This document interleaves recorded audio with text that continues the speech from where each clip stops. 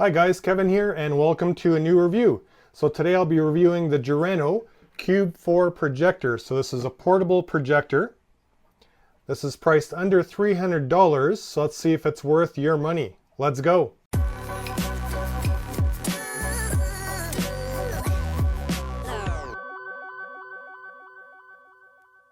So first off, what's in the box? So obviously the star of the show is a projector, and this is actually a work of art. It's a beautiful projector. So this is actually aluminum, so they call it space gray. Has a bit of heft to it. I think it's probably around 6 pounds, 7 pounds. You can put the handle on, it comes with it, or you can take it off, but I think it looks pretty cool. Just gives it some color. That's the front of the projector. There's a power button at the top, then all your I/O is at the back. So on the back you have your AC power right there.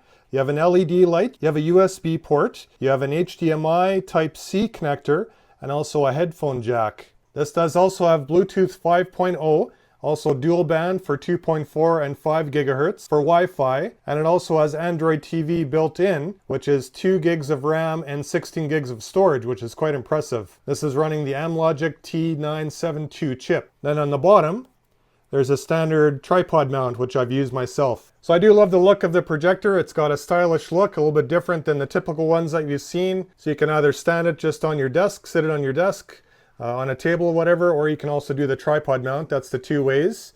Ceiling mount would be a little difficult, but it does have the option to change that in the settings, where you can set it to ceiling.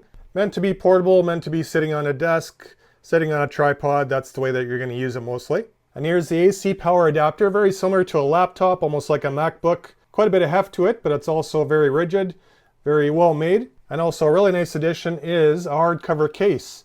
So not quite a Pelican, but definitely a hard case. Gives it some protection if you're carrying it around. If you're going to bring it to a friend's house, bring it camping, whatever you're going to do, at least you have it well protected.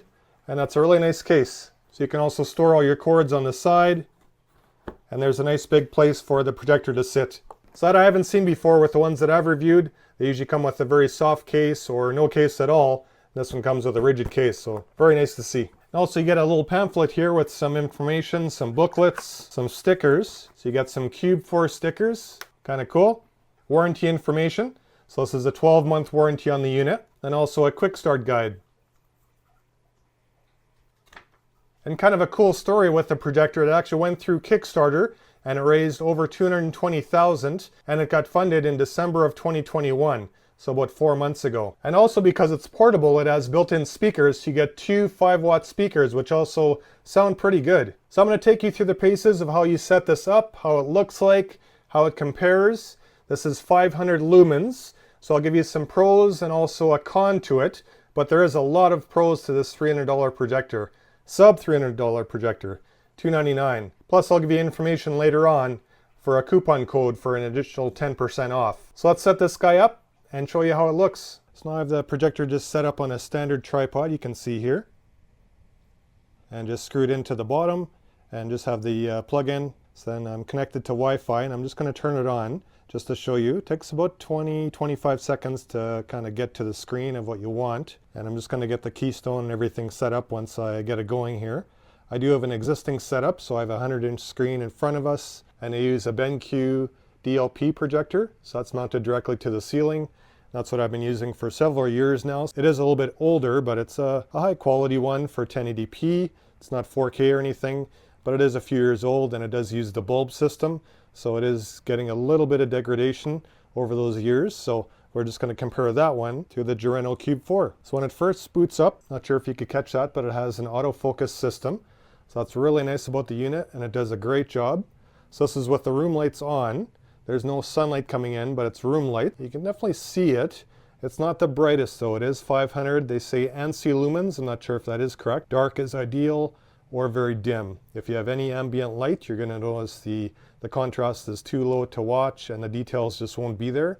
So keep that in mind. So this is their own operating system. It's called JIOS, J-I-O-S, or G-O-S, I'm not sure. So this is their own skin of Android. If we go up here to the settings, I'm just going to show you the keystone. So the autofocus is automatic, but the keystone you can do right here under settings. So that's right up there. Just going to show you. And actually this might look even better if I turn off the lights. So I'm going to do that. There we go. So that looks better. So now let's go to settings. I'm just going to show you this quickly because it's just one of the things that you would need to know if you're using the projector for the first time. This is already set up, so I have it set up with some apps. There's some that come on by default. So it does have the Google Play Store for Android TV, does have a file browser, etc., etc. And you have Netflix, etc. This isn't Netflix certified, so you're going to get the SD version. And this isn't Google certified, even though it's Google OS version of it. But it does have Google Assistant. So it's confusing with these projectors sometimes, but sometimes to be Google certified, you have to go through a lot of hoops to get that certification. And it's quite difficult, I think, for these Chinese companies. So as I said, we're just going to go up to the upper right corner to settings. Here you can see it looks very similar to Android TV, except you have some additions here. And here's your projection method. So if you want to do upside down, so you can do ceiling or rear ceiling. So if you want to go behind the projector screen, in this case I just have front projection. So it's nice to have those options. I'm going to also show you the remote in just a moment too. I forgot to mention that. So here's your autofocus, which is just on as a default, which is great. It does work well. And this is what I've been using, the 4-point keystone. So now what it's going to do is give you this picture so you can see the corners, and they're not quite lined up perfectly. So all I do is, right now it's on the bottom left. There you can see the orange marker. Then I'm just going to use the remote to simply move over to the corner of the screen. So it's very, very simple to do. And if you do have this in a stationary position that's going to be there for a while, it doesn't hurt to do this. It takes maybe a minute. And once you have it in the spot you want, you just press enter. It's going to go to the next spot, which is now the lower right, which is almost perfect. I'll just put it there. Enter again, goes to the upper right. Going to bring that down a little bit, and then the upper left. And I'd say that looks pretty good. So I'm just going to hit the back button. So now we have the focus and we have the keystones. So we're all good to go. And if you do want to use the electronic zoom, you can. I believe this goes up to 200 inches, and this is a 100-inch screen. So you can do that as well if you want to make the screen a little bit smaller. And here I'm about 10 feet away from the screen, and this looks really nice. Again, quite a dark environment, but you can see the colors are good. The contrast is good. Focus is good, 1080p. So it all looks quite good. So back with the room lights on, and I just forgot to show you the remote. So it is quite a nice remote, and it is Bluetooth, so it does have just an initial setup. I'm going to show you that and show you just how to set up everything in just a moment. So the two buttons that sometimes you can use if you bump it or if the autofocus isn't working properly for whatever reason is these two. So if you press this, there you can see the focus system. So there's nothing you actually do on the projector, it's all in the remote. So this is really responsive and really fast to do. It's just these two buttons. You can see it there. That'll bring you the focus either this way or this way. And I'd say that looks pretty good right there. Otherwise, you got volume. As I said, it does have two 5-watt speakers, which sound pretty decent. Here sometimes as well, when you turn on the remote, and you'll notice it's not working away from the projector, you have to point it directly to it. So this sometimes will come up. So this is your remote control pairing method. So all you do is press the buttons on either side of the circle, just like that. So it just says there, please match as prompted. So we'll do that. Okay, so there was hard to do with two hands and also showing you what I was doing. So you have to do this sometimes. You know, this part isn't perfect with the Bluetooth remote. Sometimes you have to do it, sometimes it just won't work. You have to point it directly to the projector. That's one of the niggles I've found with it, but once it's paired, it seems to work for a while, and it seems to work well, but it's sometimes when you turn it off and on again where you have to do that. Okay, so now that we're paired, now I'm just pointing away from the projector. You can see it's still working. So that part is really nice that you don't need line of sight. Now I'm going to press, and we're going to try the assistant. Open YouTube. Opening YouTube. So there we go. We opened YouTube just like that. So remote is good, better than most I've seen, I would say. Just the Bluetooth part of it sometimes is a little bit of a niggle where you have to pair it again, but otherwise works well. So that's the remote for it. Let's go to a first time setup of it. Okay, so when you first turn on the projector, this is the initial setup of it. So it looks very Google. So pick English.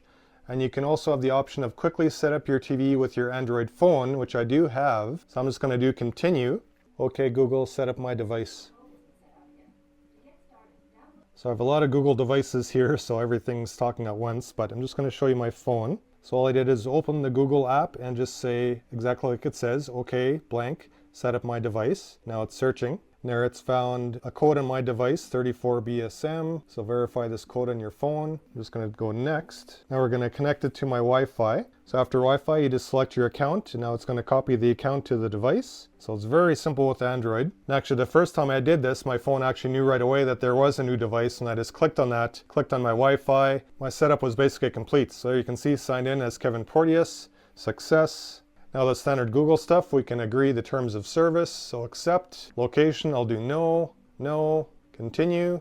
A few things you should know, I'll just do no thanks. So then it's going to walk you through the features of the device. So get apps from Google Play, talk to Google Assistant, cast to your TV. I haven't tried that yet. And it's going to go into the main screen. There you can see again, it's off the screen, so I'm just going to go back to my settings to set the keystone. Okay, so keystone's all adjusted. And here you can see a few more options. So storage, we have 16 gigs total. You can also check for updates. So if you get the projector for the first time, you always want to check for online updates. This is already the latest version. So I did actually update when I first got it. I believe it was 1.20. Now it's up to 1.30. So I did that previously. And this is running Android 9. So it is a little bit outdated, but it does work very well with the Android 9 still. And you just have quite basic device preferences. Otherwise, easier projector settings. So there's nothing for display modes or anything like that. It is just defaulted as what it is. You can only adjust the aspect ratio, zoom, the keystone, things like that, or projection method. No modes, brightness, or anything, which I was looking for, or you can go into the mouse mode. So there, just a quick shortcut for it is you can long press OK for 3 seconds to enter and exit mouse mode. So quite handy for some third-party apps. And because this is running Android TV, you can essentially Bluetooth this to a sound bar, plug in from the headphone jack in the back to a different device, a different speaker. I would suggest using a Bluetooth speaker, and you can definitely get better sound from it. But it is quite nice if you're using it in a small room with the built-in speakers, but it's not going to overpower you and give you amazing sound. It is still a small projector with small speakers, but they do quite well. Let's do a quick YouTube video.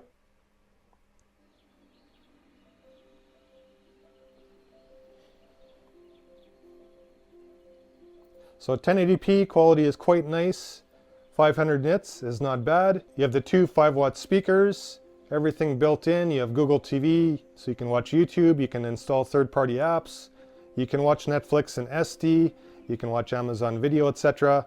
Everything is there at your fingertips. And even just out of the box, you can see the colors are quite nice, the contrast, the brightness, it all is quite good. Now I'm just going to compare that same video with my BenQ. This, I believe, is 3200 ANSI lumens, so quite a bit brighter.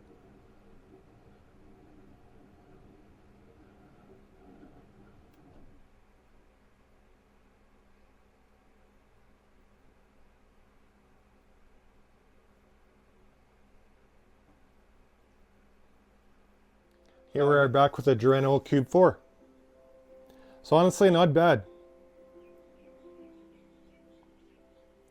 There is a different level of brightness with the BenQ, but this definitely is no slouch with a Jireno. One thing also that I want to point out is they have a sealed mechanism for the lens itself, so it actually won't get the spots on it that some projectors will, or most projectors. It might be hard to pick up with the camera here, but you can wipe this outside lens, but the actual inside parts of it, of the lens itself, are actually sealed. So you won't get the dust particles there and give you the spots on the screen, like I'd say most projectors will. So this part has a fan on the bottom, but it is under 30 decibels, I believe is what they said. So it is quite quiet. I don't notice the fan when I'm watching something. So a sealed mechanism right there as far as the lens goes, which is great. Okay, I just want to make sure I cover all the specs of the projector and make sure I don't miss anything. There's a lot with the projector that you get. There's also a 10% off if you use my code, kevinporteous at checkout. So I'll leave all the links below. You can also select your plug. So if you're from US or North America, Europe, Australia, etc., you can select your plug, and then when they ship it, you'll get the correct one. Under description, details. So this is native 1080p. It does support 4K decoding. It's a 500 ANSI output with HDR10. You have the dual 5-watt speakers, which they call VDU audio technology, so it gives a bit more of a larger sound with the 2 speakers. I have to say they sound pretty decent. This is using the Amlogic T972. Again, 2 gigs of RAM, 16 gigs of storage, so it's no slouch in that department. So this does have autofocus, but there could be a possibility to have auto keystone as well. That could be an update coming. I'm not sure exactly, but it could possibly be in development. So with other technologies or other projectors, you sometimes have that after normal use, after a year or two or more, you're going to get some dust particles sitting on the lens, which gives you those black spots on the picture. So this one avoids that. But also if you bump the projector, it notices that and it'll autofocus again. So great feature.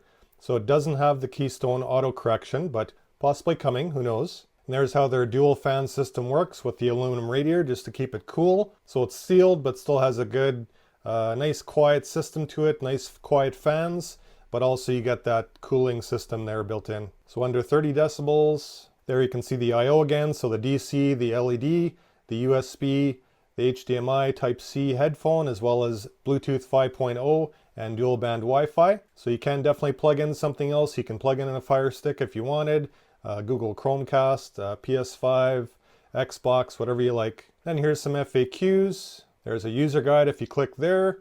There's maximum supported 30 inches, or you can go up to 200 inches. There's your full specs, so 3000 contrast ratio, and lamp life expected around 30,000 hours. Everything else we covered. And actually, if you buy this now, we'll click on sales. So buy one, get one free. So if you buy either the projector or the power pack, you can get one of these for free. So either a screen, a toaster, which doesn't have too much to do with a projector, but hey, and then also a tripod stand. So you can get that free for a limited time. And under terms of conditions, looks like it's available to the US. And I believe that was starting yesterday to the 11th. I saw it here somewhere, but there's also support at the bottom. You can also pay by PayPal or your cards, your Amex, etc. And if you do prefer to buy this from Amazon, you can buy it from Amazon.ca, etc. On here you can see sometimes they have coupons, so you can get $50 off that. So a little bit cheaper then, to go that route in Canada at least. So I'll leave links in the description for that too. And in closing, I just want to say I really love this product. I love the design, the packaging, even just the fun little stickers that you get.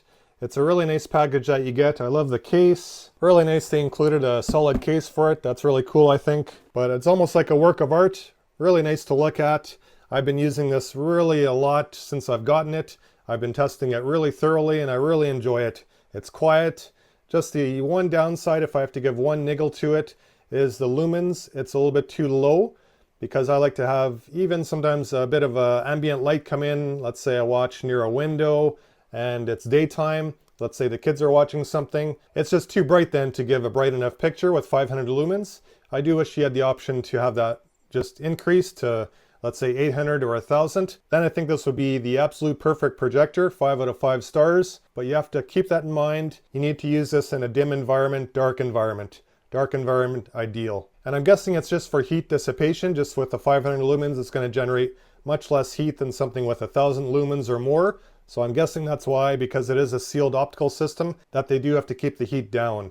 And the way it's designed, I think that's just the way they can do it, is to bring down the lumens and still have a nice usable projector, but you have to use it then in a basically dark environment. That's, for me, the one negative that I have with it. And I hope to see some updates in the future with maybe that auto keystone correction. And I'm not sure what else they can add to it, but otherwise it's fully featured, has everything that I would need. The speakers are decent, but just dark environment, dark environment, dark environment. That's the key for this one. But I love it. So check out the Jireno Cube 4. Links below for Amazon, also their direct website. Use my coupon code if interested, Kevin Porteous, and you can put that at checkout to get a little bit of a saving. Otherwise, you can also check Amazon for their savings, whichever one you think is best for you. So thanks for watching. Any questions, you can throw them into the comments below. You can also check out my Twitter. I'm still working on Instagram to get that going again, but I think I'm getting close. But otherwise, Twitter, check out my Rumble videos, check out my other YouTube videos. Thanks again for all the support. And we'll see you in the next video. You guys take care.